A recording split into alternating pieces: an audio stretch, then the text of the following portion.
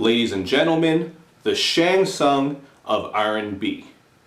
What's up, everybody? It's Luke James, not the singer. If you're an indie artist looking for an album review and some promo, you can hit up Luke at redmattersite.com. But today we're going to talk about this Tory Lanez album called I Told You.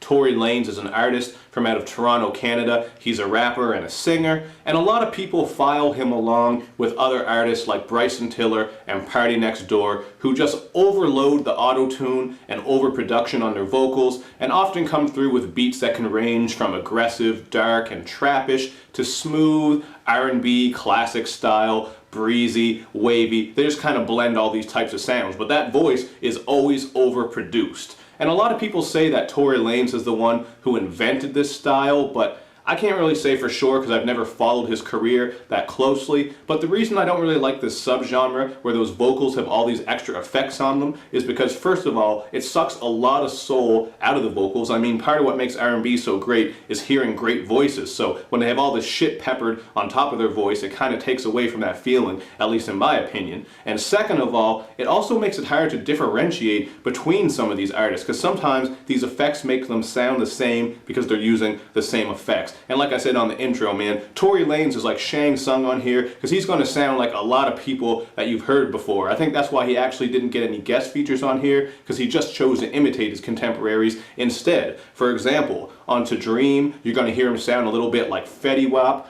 On another one, and Dirty Money, there's some serious Future influence that you're going to hear, not only with that production that is again trappish, lots of heavy bass, but also with the vocals. And even on the song All the Girls, I think that one reminded me of Chris Brown just a little bit, just the vocals in some spots, and it also has that poppy mainstream radio type of feel. So that was one of my least favorite tracks. And another one of my least favorite tracks is the single Cold Hard Love, because once again, this one is that poppy mainstream type of shit. I've never really been into that sound, but I'm sure a lot of people like those ones, and that's probably why they are selected as singles. And it's not that I think these similarities make this album all out trash, because it definitely isn't. It's just damn hard to listen through and not notice these similarities. And another similarity that I've seen a lot of people drawing, and I can also see it as well, is a comparison that they're drawing to Kendrick Lamar, which might sound kind of weird. How can you compare Tory Lanez to Kendrick? But there are some instances where you're going to pick up on that. For example, this one has skits and interludes all the way through it, kind of like what Kendrick did with Good Kid, Mad City. So Tory is telling his story as a guy whose mother passed away, then he was living with his grandmother, he got kicked out of her house, fell into some street shit, and eventually came out on top to be the star that he is today. And I'm not saying only Kendrick can make use of skits in that way. He's not the only one to do it. I'm just saying you're going to have that comparison because Good Kid, Mad City kind of brought that back to the forefront, the way that he told the story on that album. After that, a lot of other people started doing it. Some of the indie projects I reviewed were doing that. YG did it, and I'm sure there's some other names out there I could throw out as well. But the song 4am Flex in particular is drawing comparisons to Kendrick. A lot of people are saying this is like the art of peer pressure, and even the way that Tory raps on that song kind of has a little bit of Kendrick's inflection and cadence on it. So there's a ton of similarities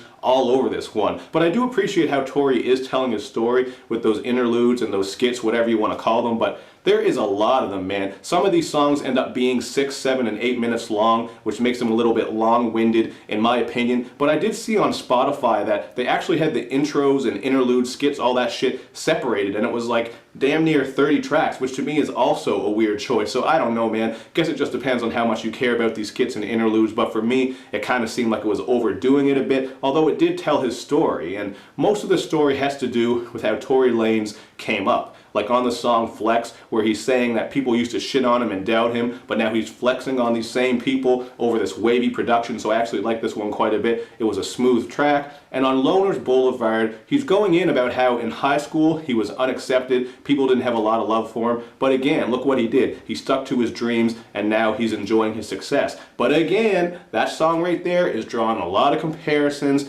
this time to Drake and his song, Look What You've Done. Everybody is calling this track Look What You've Done Part 2 just because of the way it sounds with that piano production. And again, man, I'm not saying all these similarities. Like, I'm not saying Tory Lanez sounds exactly like all these people I'm comparing him to, but god damn, man, he really is sounding like these people quite a bit.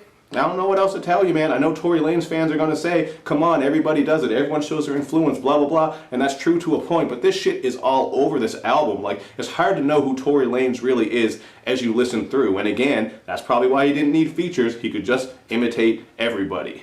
But in the end, I give this one a 3 out of 5. I don't think it's all out trash, but it's just really hard to praise it because he sounds like so many other artists all over this project. And I also think I would have liked this one more if the overproduction on his vocals was turned down a bit, because it sounds absolutely crazy on some of these tracks, like on the song High, where his voice just sounds warbly and ridiculous, and the production on that is awful as well. So that was one of my least favorite tracks. And another one of my least favorite tracks is Love, because I don't know why the hell he had to go and fuck around with a classic. Everybody Falls in Love is just a classic song from back in the day. I think it came out in like 97, and now he's just doing one of those weak dance hall remixes. You know how everyone's fucking around with dance hall music all of a sudden these days? Party Next Door, Drake, even Tyga. So I guess this is his version, and just go back and listen to the original, man. The original one is so fire. But I do like the song Say It. That one came out quite a while ago, and that song just kind of seemed more smooth and natural to me. I like the classic R&B sample that's thrown in there, so that was a cool track. Flex was cool as well, but overall, 3 out of 5 seems fair because I didn't get a whole lot in the way of originality, but